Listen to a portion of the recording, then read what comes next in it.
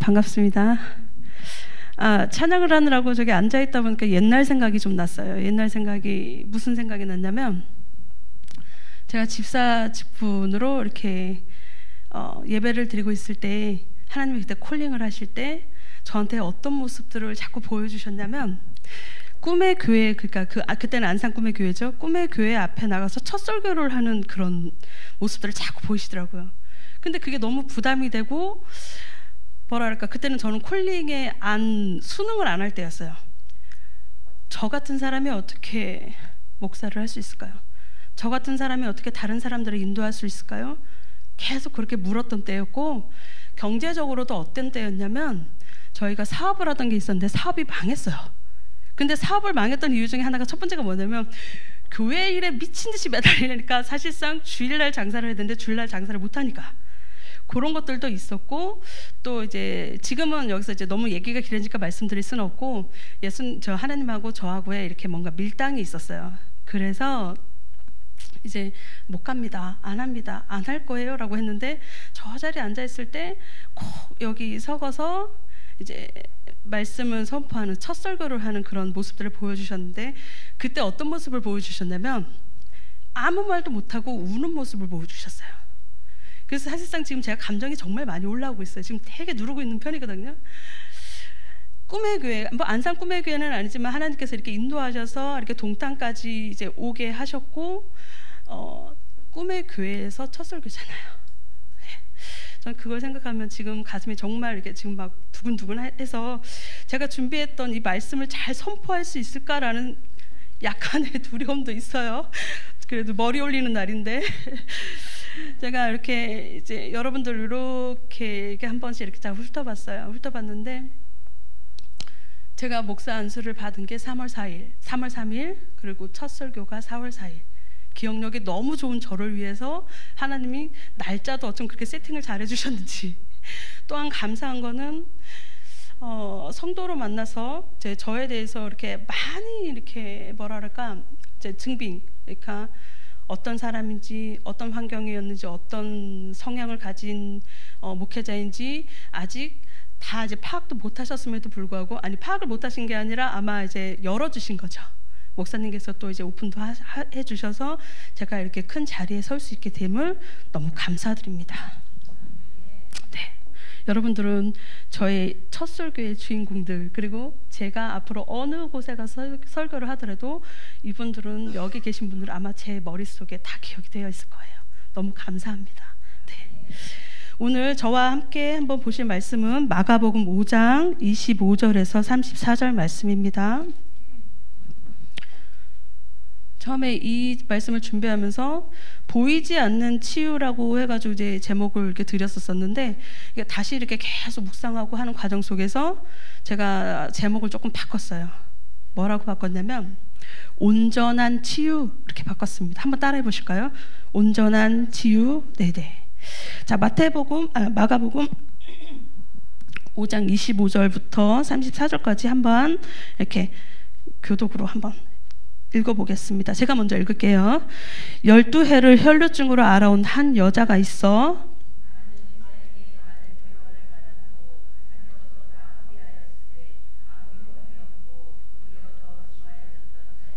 예수의 소문을 듣고 무리 가운데에 끼어 뒤로 와서 그의 옷에 손을 대니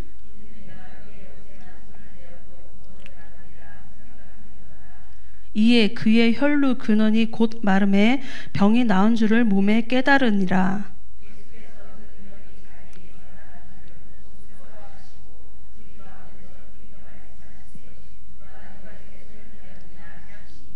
제자들이 여짜오되 무리가 에워싸 미는 것을 보시며 누가 내게 손을 대었느냐 물으시나이까 하되,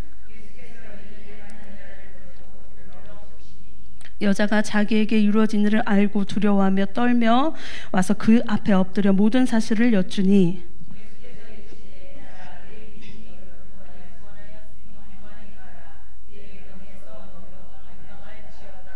아멘. 네. 오늘 우리가 통해서 보게 될 이거는 이제 혈루병에 관한 이제 그 여인에 관한 것이죠. 이거 우리는 이제 한두 번씩은 아마 다 들어보셨을 거예요. 예. 그녀는 12해 동안 이유도 원인도 알 수 없는 이제 하혈을 하는 병을 앓고 있었죠.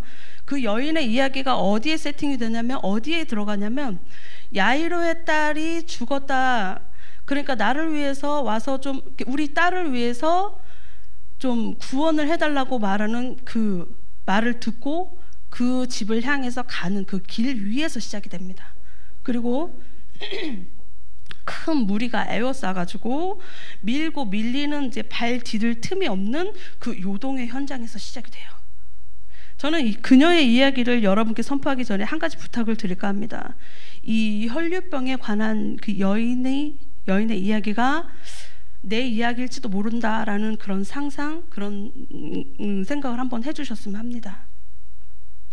우리가 세상이라는 길 위에서 또 이제 같이 하나님을 믿는 공동체 안에 있지만, 나는 예수를 따르기만 했던 무리들이 아니라 아픔이 있고 또 고질병이 있었지만, 나약했지만 다른 사람들이 주변이 가까이 하지 않는 천하고 버림받은 자였지만 하나님께, 예수님께 손을 얹어 치유되는 과정을 통하여서 믿음 좋은 딸이라는 그 칭호까지 얻었던 그 여인이 나라고 한번 생각을 해보시기 바랍니다.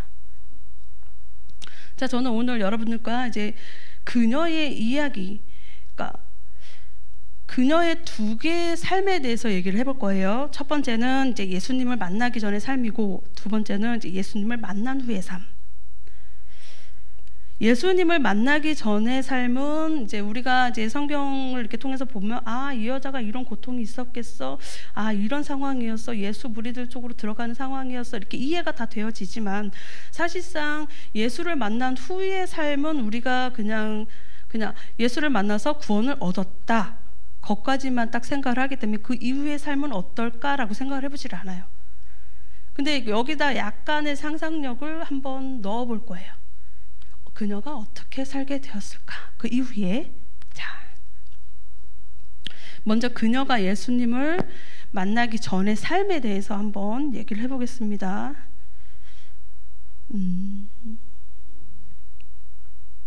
그녀의 얘기는 아까 말씀드렸던 것처럼 야이로의 딸의 죽음 직전과 또 죽음이 선포되어지는 그 자리에서 시작을 해요. 근데 정말 재밌는 거는 야이로의 딸이 12살, 그리고 그녀의 병이 깊어지기 시작한 것도 12년이라는 것입니다. 이 10이라는 숫자가 당시 히브리인들에게는 어떤 의미였냐면, 삼위일체 하나님의 그 수 3, 그리고 땅의 수 4, 사람의 수 4, 그리고 곱해가지고 12가 되는 거예요. 이거는 어떤 의미냐면 완전하고 또 많은 것을 의미하는 거예요. 근데 이 본문에서 10이라는 것이 내포하고 있는 숫자는 그건 의미는 뭐냐면, 이 여인이 그만큼 많은 고통, 많은 시간들을 고통 중에 있었으므로 또 더군다나 손을 댈 수 없는 정말 불치의 상황이었다라는 것을 의미를 하는 거예요. 그런 상황인 것도 생각해 보고, 또한 또 레위기, 이제 이스라엘 백성들이 정결법에 대해서 되게 이렇게 알고 있잖아요. 근데 레위기 15장에 보면 유출병이 있는 자들에 대한 그 이제 정결법이 나와요. 거기에 보면 뭐라고 나오냐면, 여인이 하혈을 했을 때, 여인이 유출이 있었을 때 이제 부정한 거예요. 피를 흘리니까. 그러니까 잠깐 이렇게 이제 거리를 두었다가 여인이 유출이 끝나고 난 후로 7일, 1회 동안 뭐 그 이후에 출혈이 없으면 그때는 이제 깨끗해진 거니까 그때는 가까이 해도 된다. 이런 개념들이 있었던 거예요. 그러면 이 여인의 삶을 한번 그런 것에 근거해서 이렇게 봤을 때 보면, 이 여인의 삶이 대충 그림이 그려지는 거예요. 부정해, 불결해, 더러워, 이런 생각들을 갖고 있는 사람들이, 물론 그분들은 이제 이스라엘 백성은 그때는 맞는 거였어요. 그들 문화에서는. 근데 이 여인에게 가까이 갔을까요? 아마 근처도 안 갔을 거예요. 그러면 첫 번째로 생각해 볼 때 외로웠을 거예요. 그죠? 그리고 12년 동안을 부모한테도 아마 환대받지 못했을 거예요. 그러다 보니까 뭐가 있을 거예요? 서러웠을 거예요. 자기 마음이. 정말 서러웠을 거예요. 그녀 주변은 누구도 없었을 것이고 그녀가 있었던 자리, 그녀가 썼던 물건, 그녀가 뭐 썼던 뭐 여러 가지 뭐 아무튼 그녀 근처에는 아무도 없었을 거예요. 그녀는 너무 외로웠을 거고 자신의 삶이 서러웠을 거고 그녀의 삶에는 희망이 없었을 거예요. 또한 그뿐만이 아니에요. 그러니까 25절에 보면 한번 읽어볼까요? 26절.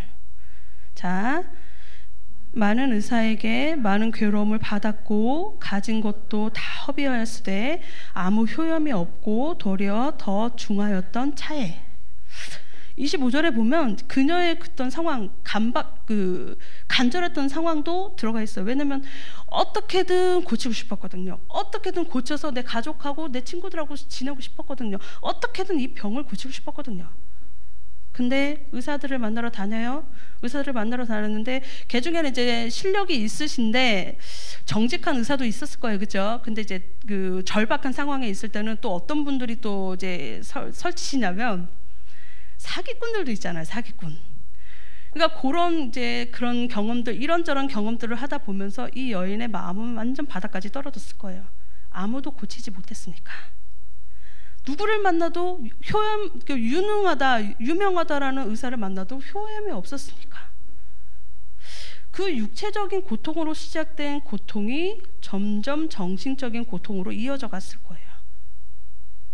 이중으로 겪고 있었다는 거예요. 겉으로 봤을 때는 유출병이지만 속으로 들어가 보면 속까지 마음이 아팠다는 거죠. 그녀의 절박함, 자신의 재산을 다 버리고서라도 치유받고 싶었지만 치유받지 못했던 절망적인 그 상황일 때 그 여인이 타박타박 모래 그 길을 지나서 걸어갈 때 저기 멀리서 무리가 보이는 거예요. 소리가 들리는 거예요. 예수다. 소리가 들리는 거예요. 그 절박한 상황일 때 그녀가 무리들 틈에 끼어서 예수의 소문을 들어요. 이 무리들 속에는 분명 이 여인을 제외한 다른 병자들도 많았을 거예요. 왜냐하면 늘 이슈잖아요. 우리 예수님 가시는 길에 병자들부터 시작해서 또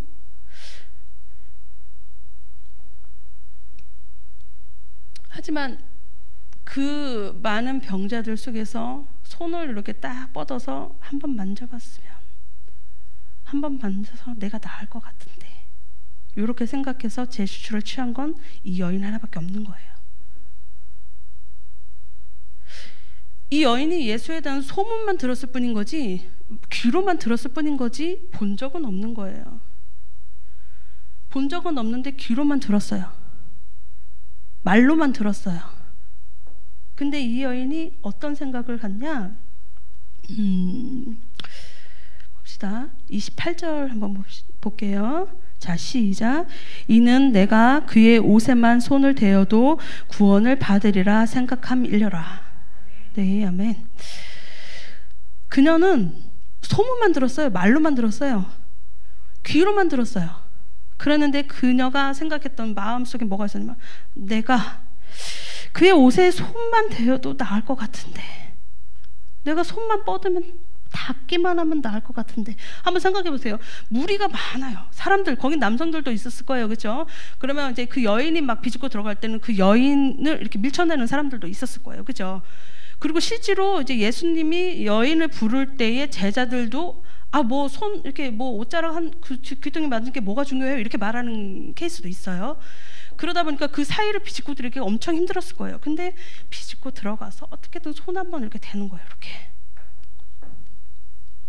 그녀는 그가 치유자다라는 그 믿음에 의한 손뻗음, 요거 행동 하나가 그녀를 구원에 이르게 한 것입니다. 그녀의 이 손뻗음, 행동 하나로 인해서 그녀의 삶은 이제 새로운 전환점을 맞이해요. 고통 중에 있던 자에서 온전하게 치유함을 받은 자로, 그리고 그녀가 예수에게 치유받은 것은 육체적인 고통의 근원 혈류병만이 아니에요.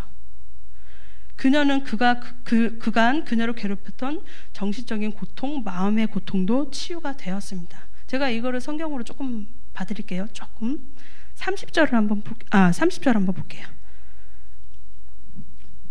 자, 시작. 그 능력이 자기서 나간 줄을 스스로 아시고 무리 가운데서 돌이켜 말씀하시되 누가 내 옷에 손을 대었느냐 하시니, 이렇게 말씀하셔요. 누가 내 옷에 손을 댔어? 라고 이렇게 둘러보세요. 누구야? 누가 내 옷에 손 댔어? 그러니까 31절에 제자들이 뭐라 하냐면, 같이 읽어볼게요. 제자들이 여짜오되 무리가 애워싸 미는 것을 보시며 누가 내게 손을 대었느냐 물으시나이까 하되, 이 소리는 뭐냐면 예수님 야이로 집으로 가셔야 되잖아요. 이렇게 사람이 많은데 사람이 많은 사람들 중에 누가 이렇게 뭐 스쳤는데 뭐 그걸 그렇게 신경 쓰세요, 이 소리예요. 근데 예수님이 누구야? 누가 손댔어? 이렇게 물어보셔요. 근데 사실은 그때부터 이 여인에 대한 마음의 치유를 시작하시는 거예요.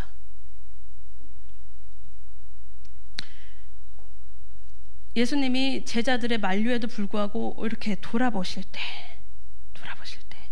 자, 누가복음 8장 40절 한번 찾아볼게요.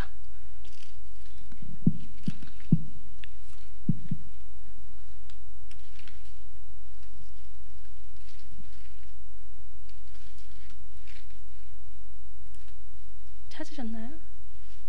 네, 한번 같이 읽어볼게요.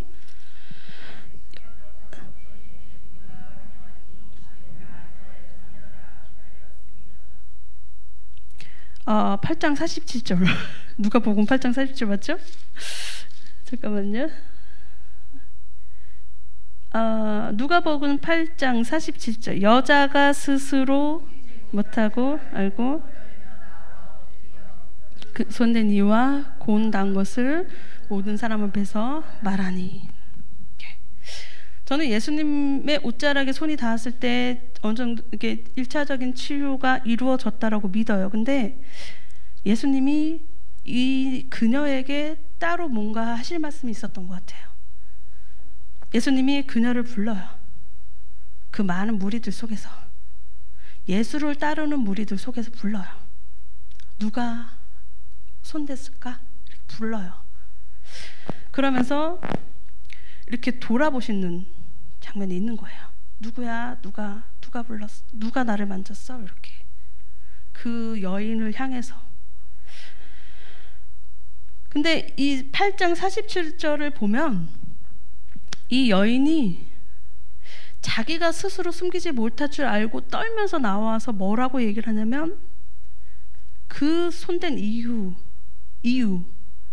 그리고 나은 것, 내가 치유받은 것, 그것을 모든 사람 앞에서 말을 해요. 누구 앞에서 말을 했다고요? 모든 사람 앞에서. 조금 늘어져 있는, 조금 어떻게 보면 어지러울 수 있는 내용들을 잠깐만 이렇게 정리를 한번 해볼게요. 저는 처음에 예수를 만나기 전에 그녀의 삶과 예수를 만난 후에 그녀의 삶을 비교해보자고 했어요. 한번 알아보자고 했어요. 그죠?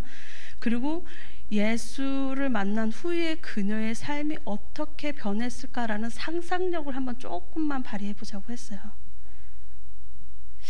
예수를 만나기 전 그녀는 12년 동안 자신을 괴롭혔던 문제거리가 있는 사람, 유명한 의원을 따라다녀도 고치지 못했던 사람, 그 고침을 위해서 재산을 다 탕진했음에도 불구하고 고치지 못해서 그 땀범벅이 눈물범벅이 되어가며 그 모래 길을 걸어가면서 울던 여인.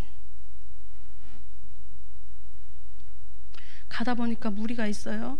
예수라고 하는 그 분 주변으로 많은 사람들이 있어요. 보이지가 않아요, 이렇게. 근데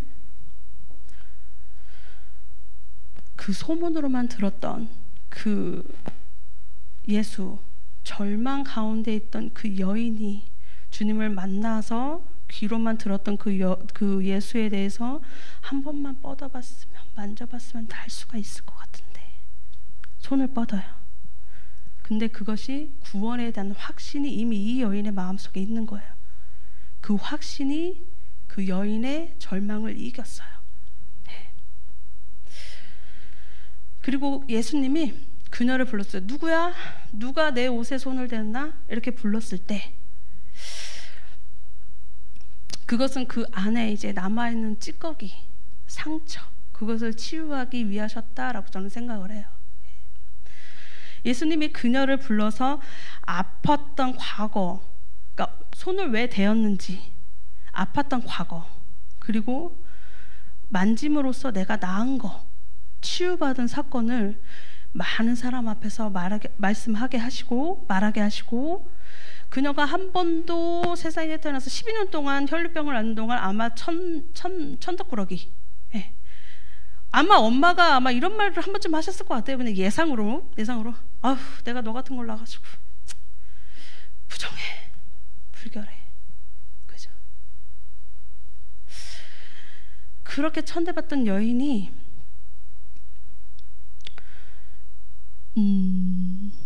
내 믿음이 너를 구원하였다, 건강하게 가라, 그런 극찬을 들어봄으로써 정말 어제와 다른 180도의 삶을 살게 됐을 거예요. 그럼 우리가 약간의 상상력을 발휘할 때가 사실 이때예요. 그럼 과연 그 여인이 예수님을 만나고 돌아갔을 때 그 이후 그 생명이 다하는 날까지 과연 어떻게 살았을까? 어떻게 살았을 것 같아요? 어떻게 살았을까요?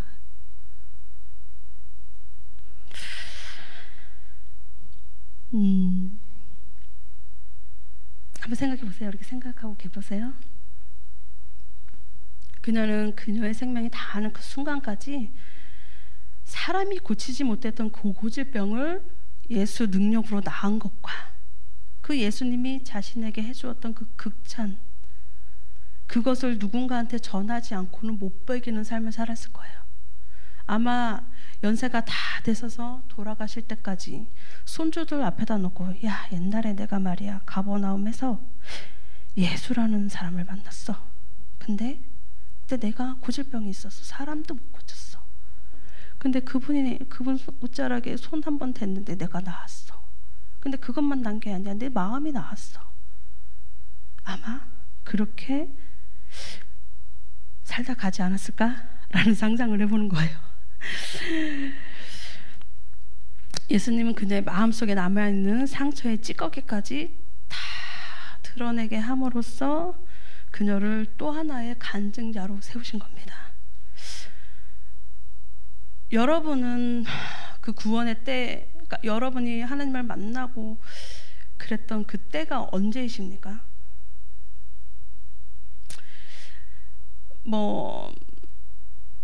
젊은 청년들 얘기를 하다 보면, 정말 청년들하고 얘기를 나누다 보면, 네, 우리가 그냥 우스갯소리로 듣는 얘기로 군대 가서 초코파이 준다고 갔던 경우도 있고, 근데 뭣도 모르고 막 쫓아갔다가 거기서 갑자기 은혜 받고 눈물 팡팡 터지면서 이렇게 아직 교리도 들어가지 않았고 말씀도 안 들어갔음에도 불구하고 내가 죄인 같아, 내가 정말 잘못 살았던 것 같아, 그런 걸로 펑펑 우는 친구들도 있어요. 그죠?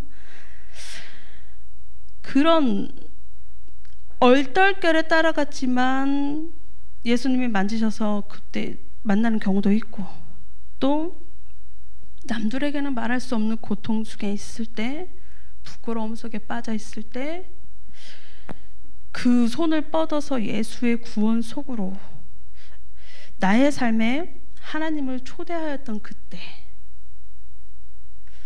기억하고 계십니까? 예수와 많은 사람들 앞에서 자신의 고통스러웠던 과거와 나음을 실토하였던 그 여인처럼 또 그 이후에 예수의 능력과 예수를 전파하는 제자로, 간증자로 살고 계십니까?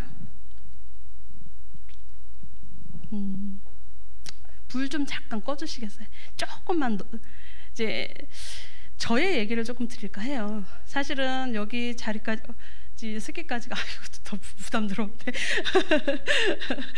예, 저는 어렸을 때 병이 있었어요. 무슨 병이 있었냐면 어릴 때부터 이제 한 4살, 3, 4살 그때 할머님을 통해 들은 얘기죠. 잘 놀다가 숨을 못 쉬어요. 그리고 뻣뻣하게 뻗어가는 거예요. 이렇게 뒤로. 이유도 없어요. 병원에 데리고 갔더니 병원에서는 알지를 못하니까 어떻게 되게 인턴이 이러고 저러고 눈만 껌뻑껌뻑 뜨고 있었대요. 잘 놀다가 그냥 넘어가는 거예요. 숨을 딱 못 쉬는 거예요. 넘어가는 거예요. 이렇게. 그게 그 병원에서도 그랬고 뭐 심지어는 옛날에 뭐 대중목욕탕은 되게 깊었잖아요. 통이. 그 안에서도 버글버글버글 이러면서 쓰러지는 거예요. 언제 내가 죽을지 모르는 상황인 거예요. 근데 그때마다 할머님이 여기 하고 여기 하고 혀를 따셨어요. 바늘 하나 가지고 혀를 탁탁 타가지고 막 이렇게 하니까 뭐 어떻게 이제 살아났나 봐요 그때. 근데 저희 할머님이 이제 돌아가실 때는 이제 집사님으로 돌아가셨는데 저를 어릴 때 어딜 데리고 다니셨냐면 동자승을 섬기는 그런 데를 데리고 다니셨어요. 이렇게. 그럼 저는 뭣도 모르고 저 할머니를 따라서 가는 거예요. 이렇게 따라서 다녀요. 하면 뭐 이제 향냄새 그런 것도 익숙하죠. 예.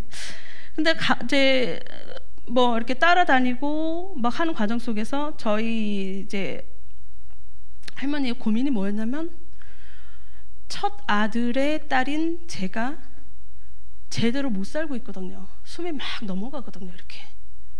근데 하루는 이제 그 시주라고 하나요? 그 중분들이 이렇게 뭐 와갖고 뭘 하는 거, 이렇게 쌀 달라고 하는 거, 그걸 하러 이제 오셨는데 할머님이 이제 그걸 드리면서 문제거리가 뭐냐 그랬더니 둘째 아들하고 큰 손녀가 지금 많이 아프다. 그랬더니 하시는 그분이 그러면 사주를 써가지고 저는 지금 제 사주가 뭔지도 몰라요. 내가 하나님을 만난 이후로 생각이 없어가지고 그쪽으로. 근데 사주랑 써가지고 시랑 써가지고 그 12시에 그 십자거리에 갖다 묻으면 날 거라고 얘기를 했다는 거예요. 그러니까 할머님이 그 밤에 그 달걀을 가지고 거기다 실을 다 써가지고 막 밤새도록 막 쫓아다니는데 거기가 이제 한참 이제 개발을 하고 이럴 때라 그 다 콘크리트 막 이러고 하니까 땅이 파낼 수 있는 땅이 없는 거예요. 그러니까 막 터덜터덜 집으로 왔다가 보니까 바로 문 앞이 이제 십자 사거리였다는 거예요. 그래갖고 그거를 이제 파고선 딱 했는데 참 사탄은 참 잘 속이죠. 사탄은 참 잘 속여요. 우리 할머니를 어떻게 속였냐면 그 과정을 통해서 제가 낳은 거예요. 그러니까 할머님이 더 미친 듯이 저를 글로 데리고 다니신 거예요.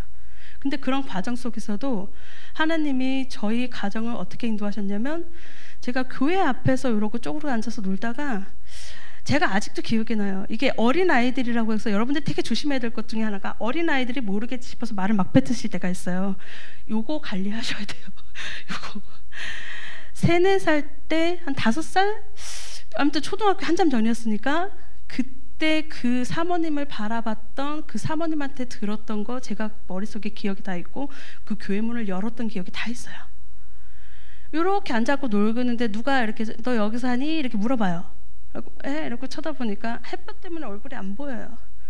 근데 아줌마 여기 사는데 아줌마 따라서 갈래? 이래요. 보니까 이제 교회예요. 근데 어린 제가 그때는 어렸으니까 옛날 그 낡은 그 이제 철문이 다 낡아갖고 있는데 이렇게 보니까 철문이 되게 커요. 근데 문을 딱 여는데 은행나무인지 무슨 나무인지는 모르겠는데 그 푸세식 화장실 앞쪽으로 나무가 이렇게 크게 있고 그리고 나뭇잎이 이렇게 떨어져요. 그리고 오른쪽으로 교회당이 있어요. 근데 한 2-3걸음 내려가서 이제 기도를 드리는 이제 장의자가 있는 이게 제 어릴 때 기억이에요. 얼마나 그때 그 기억이 강렬했으면. 그리고 거기 가니까 그때 이제 구약 신약하고 요만한 그 책 있잖아요. 성경책 작은 거. 그거를 이제 하나 주시면서 하나님이라고 계셔. 하나님은 너가 말하는 걸 다 듣고 계셔. 너가 힘들고 슬프고 외롭고 기쁠 때 와서 여기서 기도하면 다 들으셔. 그러면서 기도하는 법도 이렇게 팔로 이렇게 해가지고 이렇게 하면 되는 거야. 제가 그때 이후로 그 근처를 벗어나지 않고 거기서만 놀아요. 가다가 문 열려 있으니까 툭 들어가고서는 가서 뭐 이제 배운 대로 막 쫑알쫑알쫑알 대다 나오고 쫑알쫑알 대다 나오고. 근데 하나님은 그 모습이 이쁘셨나 봐요. 제가 앉아 그러고 쪼그리고 놀고 있는데 택시가 후진을 하다가 저를 깔아요. 까는데 그 앞에는 군인 아파트라고 해서 보초를 이렇게 쓰고 있었거든요. 근데 군인들이 원래 이제 공포탄을 잘 안 쏜대요. 정말 급한 상황 아니면. 근데 이제 그 군인은 그걸 보고 있으니까 어떻게 할지를 모르니까 막 손짓을 했나 봐요. 근데 택시기사는 이거 왜 나가지 계속 밟는 거예요. 그 당시에는 옷이 이렇게 얇지 않았잖아요. 그렇죠? 되게 두꺼웠어요. 그리고 이제 그때 통통하니까 그 뒷바퀴 껴고 막 이러고 근데 막 나가려고 막 하는데 백미러는 안 보이죠. 그러니까 이 군인이 급하니까 공포탄을 쏴요. 그러니까 그때서야 내려서 뭐지 이렇게 보니까 제가 막 도망을 가는 거예요. 근데 그분이 어느 교회 집사님이셨어요. 네. 그렇게 이끌어 가셨음에도 불구하고 저희 할머님은 당시 이제 예수님을 안 믿을 때니까 부담스럽다. 그런 식으로 해가지고 이제 딱 숨어요. 그러면서 저는 하나님을 접할 기회가 없어지는 거예요. 부모에 의해서. 근데 그 이후에 이제 어떻게 하다가 이제 저희 가정들이 다 이제 교회를 출석하는 상황들이 돼요. 여러 가지 사건들이 있었지만 그 상황들이 되면서 이제 제가 초등학교 2학년 때 성령님을 만나요. 그때 그러니까 제가 기억하기로는 젊은 20살 한 21~22살 먹은 대학생 언니 오빠가 이렇게 같이 케어를 해주는 여름 캠프, 성경 캠프에서 거기서 외웠던 거 딱 하나, 요한복음 3장 16절 그거랑 정말 어린 내 눈으로 봤을 때 저 사람 왜 저렇게 어리숙해 보여? 저 선생님 왜 저렇게 바보 같아? 이런 생각이 들 정도로 너무나 좀 이렇게 그래 보였던 분. 근데 나중에 제가 교회로 다시 이제 제 맘대로 살다가 성령에 대해서 당시에는 설명을 해주는 분들도 없었고 뭔지 잘 모르고 제 맘대로 또 살기 시작해요. 그러다가 나중에 교회로 다시 돌아왔을 때 그 바보 같았던 선생님이 보여줬던 사랑이 생각이 나는 거예요. 요한복음 3장 16절 그거 달랑 하나 외웠는데 그거는 늙어 죽고 제가 나이를 먹을 때까지도 기억이 사라지지 않는 거예요. 아이들을 어렸을 때부터 말씀으로 양육을 시켜야 되는 이유가 그거예요. 말씀으로 억지든 뭐든 말씀을 외워놓으면 그게 지금 당장은 힘들어도 시간 지나서 자기 맘대로 이렇게 뭐 이제 부모 모르게 이렇게 자기가 이렇게 살다가 나중에 자기 돌아올 수 있는 그 밑바탕이 되거든요. 그게. 근데 이 바보 같은 선생이 어떤 선생님이셨냐면 저희가 여름 캠프가 지나가면 차량 운행이 안 되니까 걸어서 가야 되는데 1시간 이상이 걸려요. 근데 캠프 참여하고 가라고 해가지고 차가 없어요. 그랬더니 차를 타고 가야 돼요. 이랬더니 하는 얘기가 데려다 줄게 이러는 거예요. 근데 그분도 차가 없어요. 근데 그분이 1시간 넘는 거리를 따라와요. 뒤에서 이렇게 발자국 소리 내면서. 그분이 남자 선생님이고 말주변도 없고 저도 말주변이 없으니까 그냥 가는 거예요. 이렇게. 근데 뒤에서 따라와요. 이렇게. 그리고 1시간 딱 거리를 아무 말도 안 해요. 뭐라고 말은 했는데 기억이 잘 안 나요. 많은 얘기를 한 게 아닌 거예요. 나중에 집에 와서 선생님 가세요. 안녕히 계세요. 하니까 잘 가. 그리고 또 1시간을 또 걸어가요. 그분의 그 바보 같다고 느꼈던 그 선생님의 그 모습 하나로 제가 어린아이들을 대할 때 어떤 마음으로 대해야 될지를 아는 거예요. 그리고 정말 많은 얘기를 여기서 뭐 할 수는 없겠지만 저는 역기능의 가정에서 자라는 사람이에요. 역기능 가정이 뭐냐면 숨기는 가정, 역기능 가정이 있어요. 숨기는 가정은 엄마 아빠와 아이들의 대화가 서로 자유롭고 서로 이제 감정의 흐름이 원활한 가정. 근데 역기능의 가정은 어떤 가정이냐? 누군가에서 눌려지는 가정. 그래서 말을 못하고 이렇게 이래서 크는 가정. 저는 그 가정에서 컸어요. 정서적으로 힘들었고 폭언을 들으면서 컸어야 되는 상황인 거예요. 근데 뭣도 모르지만 성령 하나님을 만났던 그 기억과 뭐가 알 수 없지만 뭔가 그 따뜻한 거, 그래도 세상을 그 어린 나이에 왜 그런 생각을 했는지 모르겠지만 그래도 세상 한번 살아볼 만하잖아 이렇게 좀 밝은 생각을 갖고 있었는데 자꾸만 누르니까 자꾸만 이렇게 의기소침해지는 거예요. 사람이 의기소침해지고 나를 입을 열질 않아요. 슬퍼도 기뻐도 뭐 힘들어도 말을 안 해요. 감정이 흐르질 않는 거예요. 원활하게 흐르질 않는 거예요. 그렇게 성장을 해버린 거예요. 그러다 보니까 무슨 일이 생기냐? 인간관계가 어려워요. 인간관계가 어렵고 또 뭐가 있냐면 울타리가 되어졌던 분들이 없으니까 내가 내 힘으로 해야 됐으니까 하다가 상처받고 모든 것들이 상처 덩어리로 자꾸 어그러지는 거예요. 그 상처들이 밝았던 저를 똘똘 묻기 시작해요. 고등학교 때는 자살을 시도해요. 그리고 삶의 방향을 찾지 못해서 늘 방황을 해요. 이렇게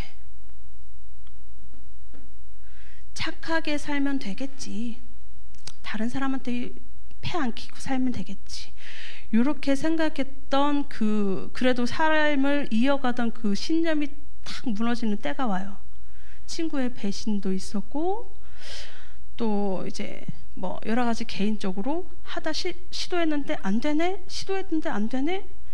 역시 우리 그분이 말씀하셨던 것처럼 내가 재수가 없나 봐, 이렇게 나를 자꾸 가두는 거예요. 근데 착하게 살아도 안 되네, 딱 그 생각을 하는 순간에 바닥으로 탁 떨어져요. 그러면서 그때부터는 제가 어떻게 사냐, 시험 드시면 안 돼요. 저의 과거의 얘기니까. 예, 저의 과거의 얘기예요. 하나님이 할머니를 통해서 계속 살리고 물에 빠져 죽을 뻔한 기억, 차에 치일 뻔한 기억, 진짜 여러 가지 그렇게 해서 다 이렇게 살려놨는데, 제가 그때 무슨 생각을 했냐면 고등학교 때 자살 시도를 하다가 안 됐던 경험이 있어 놓으니까 자살 시도는 하기 싫고, 또 우리 부모님이 어떤 일이 있어도 힘들어도 죽지는 마, 죽는 거 하나님이 별로 안 좋아하셔, 정말 싫어해, 막 이렇게 말씀을 하셨으니까 죽지는 못해요. 근데 저를 학대시키는 거야. 자학하는 거야. 학대. 저는 담배 세갑을 피던 사람이에요. 그리고 술을 먹지 않으면 잠을 자질 못했어요. 그리고 지금은 이렇게 여러분들 앞에서 이렇게 얘기하고 있잖아요. 전에는 대인기피증이 있었어요. 여러분. 사람 눈을 못 쳐다봐요. 내가 착하게 살아도 안 되네, 딱 마음을 끈 하나로 잡고 있던 삶의 그 끈을 하나를 탁 놓는 순간에, 할머니가 중풍에 걸리셔서 이렇게 옆에서 서포트해야 되는 상황이다 보니까 사회생활을 못하니까 또 대인기피증도 오고, 그 시간을 때우다 보니까 또 뭐가 오냐면 게임 중독도 빠지고, 저 안에 이 박선아라는 사람이 갖고 있었던 중독이 몇 개인 걸 벌써 3개예요. 그죠? 근데 중독협회에서는 말씀하시기를, 중독협회에 있는 분들이 말하기를 담배 하나 끊는 것도 힘들다는 거예요. 정말 힘들다는 거예요. 근데 그 많은 중독들을 다 끌어안고 있던 제가 하나님을 다시 만나는 경험을 해요. 다시 만나요. 하나님이 저를 다시 부르셨어요. 근데 그 은혜가 너무 커가고 그때부터 처절한 싸움을 해요. 무슨 싸움을 하냐? 나처럼 내가 사는 게 잘났다고 살던 내가 죄인지도 모르고 그 죄 바닥에서 뒹굴면서 그렇게 살았던 나한테 그 은혜를 주셨으니 내가 앞으로 살아갈 길은 딱 하나야. 하나님 그를 떠나지 않는 거야. 하나님한테 의리를 지키는 거야. 저는 그게 의리라고 생각했어요. 내가 하나님이 원하시는 자녀대로 살아가는 거.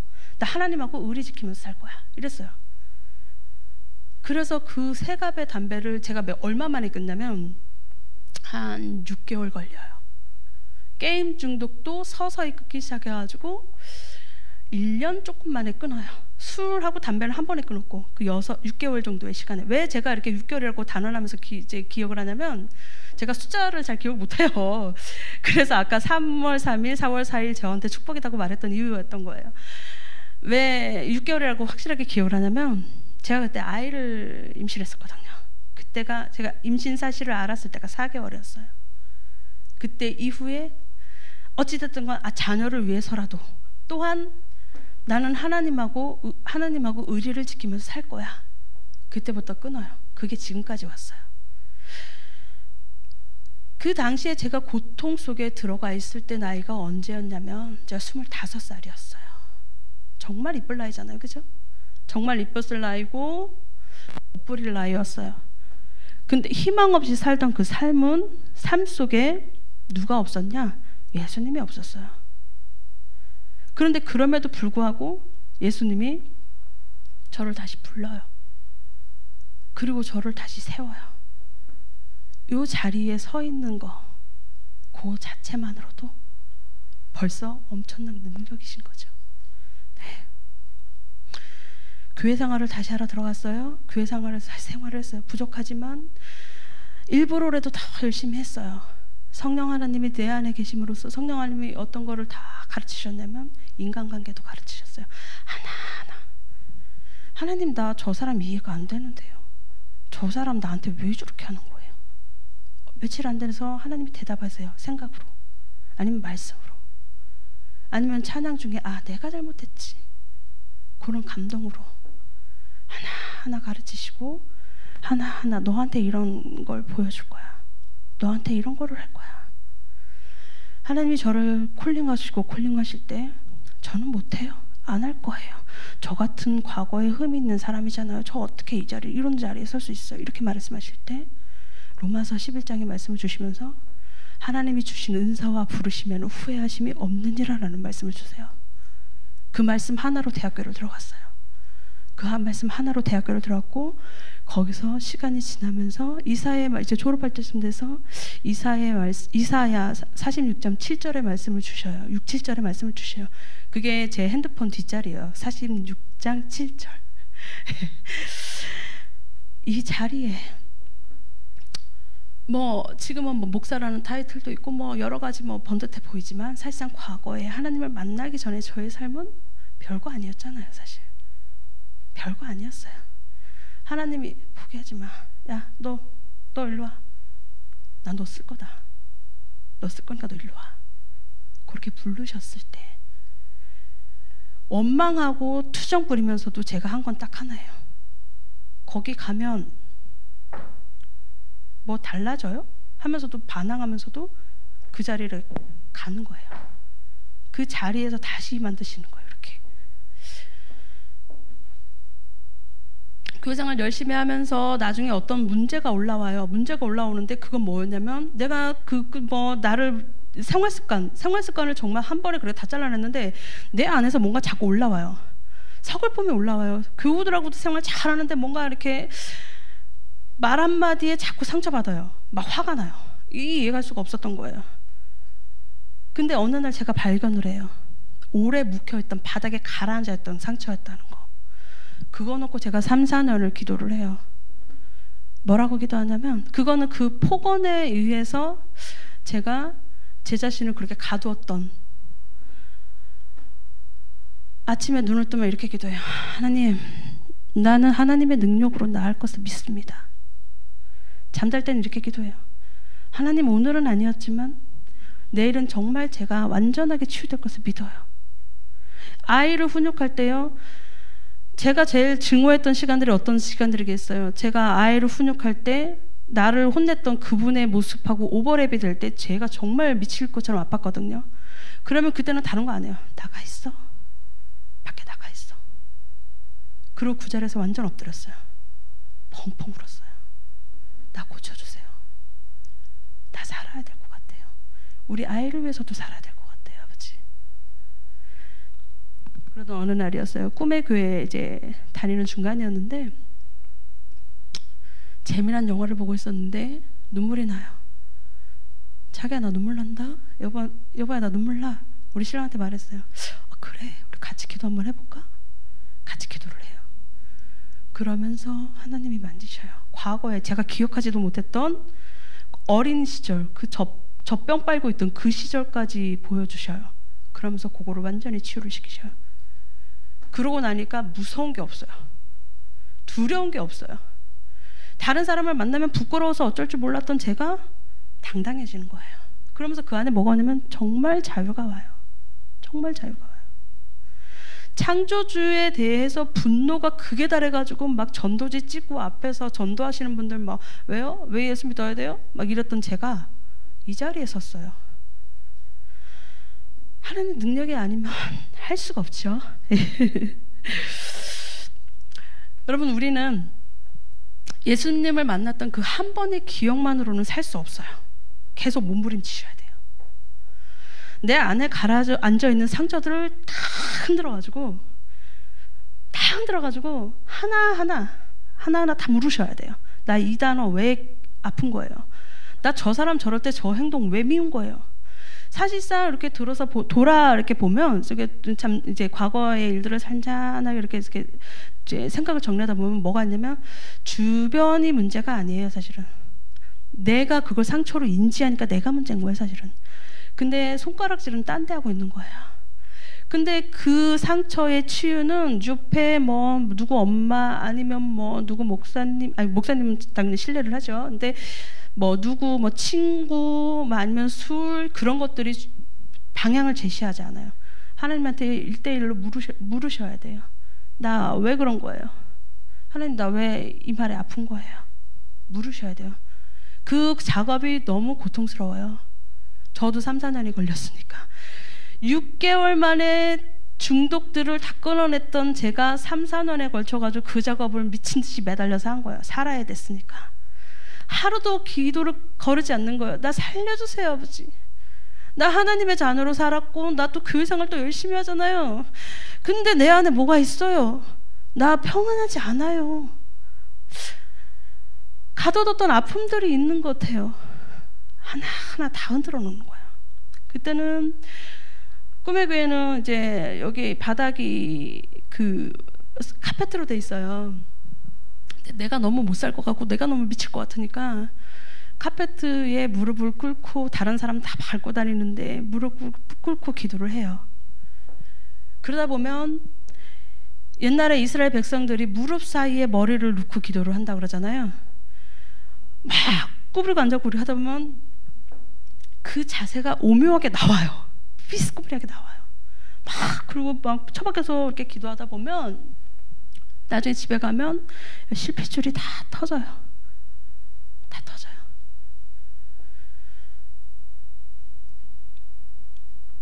내 안에 가라앉아 있던 상처들을 다 흔들고 나면, 그 먼지들을 다 하나하나 꺼내고 나면 그 상처가 없는 마음이 돼요. 그렇지만 살면서 또 우리가 상처를 받아요. 또 그 상처 놓고 또 흔들어서 또 다시 먼지 버려야 돼요. 그래야 우리가 살아요. 그래야 하나님의 제자로 설 수가 있어요. 내 상처로부터 자유로워져야 다른 사람의 상처를 품을 수가 있어요. 내 상처가 과거고, 그리고 하나님이 나를 고치셨잖아, 이런 확신이 있어야 다른 사람이 자신의 상처를 우리한테 투영할 때, 우리한테 막 보여줄 때 괜찮아, 나도 옛날에 그랬어, 괜찮아 이렇게 안아줄 수 있는 사람이 돼요. 갈라디아서 2장 20절에 보면, 내가 그리스도와 함께 십자가에 못 박혔나니 그런즉 이제는 내가 사는 것이 아니요 오직 내 안에 그리스도께서 사시는 것이라. 이제 내가 육체 가운데 사는 것은 나를 사랑하사 나를 위하여 자기 자신을 버리신 하나님의 아들을 믿는 믿음 안에서 사는 것이라. 이 말씀을 선포할 수 있게 됩니다. 제자가 될 수 있어요. 여러분도 하나님을 만난 기억들 가지고 사시잖아요, 그죠? 그리고 다 나아졌다고 생각하시잖아요, 그죠? 근데 과거에 이제 묵혀졌던 과거의 상처들이 조금씩은 다 있으실 거예요. 그거를 뭐 굳이 저한테 말할 필요는 없어요. 주변 누구한테 말할 필요 없어요. 하나님한테 물으시면 돼요. 살려주세요. 이것 때문에 제가 자꾸 뾰족하게 반응을 해요. 이것 때문에 제가 저를 자꾸 괴롭혀요. 이것 때문에 제가 자꾸만 남편을 힘들게 하고 아내를 힘들게 해요. 부르셔야 돼요. 그 안에 참 자유가 있어요. 이 세상에서 천국을 맛본다는 거, 내 상처 치유되고 하나님 다시 보니까 살만한 거예요. 살만한 거예요. 얘기가 많이 길어졌어요, 그죠? 한번 뒤로 다시 한번 돌아가 볼게요. 여러분들이 어떤 상처 속에 계시든 어떤 슬픔 속에서 계시든 정말 손 뻗을 힘이 없어가지고 어쩔 수 없겠지만 한 번만 뻗어보세요. 그 혈류병을 고치셨던 그 하나님께 구해보세요. 그 여인을 고치시고 새 삶을 허락하시고 간증자로 세우셨던 그분이 상처 덩어리였던 이 사람을 이 자리에 세워서 이렇게 담대하게, 나는 하나님을 만나기 전에 이랬지만 하나님을 만났고 이렇게 변했습니다라고 담대하게 선포할 수 있는 간증자로 세우신 우리 하나님은 여러분들이 손을 이렇게 내밀 때 아야 됐어? 이런 분이 아니에요. 한 번 안 되는 것 같아요? 2번, 3번 살려주세요. 그 손 꼭 잡아주실 줄 믿습니다. 주님을 통해서 온전히 치유받은 자, 예수를 전하는 것만이 목적이고 자랑이기 때문에 되려 자신의 상처로부터 정말 자유로울 수 있다는 사실을 생각하시면서 오늘 하루도 그런 하나님께 물으며, 하나님 나 이럴 때 왜 이런 반응인 거예요? 나 이럴 때 왜 슬픈 거예요? 이럴 때 왜 기쁜 거예요? 이렇게 막 신나요? 이렇게 구하는 하루가 되시길 바랍니다. 네.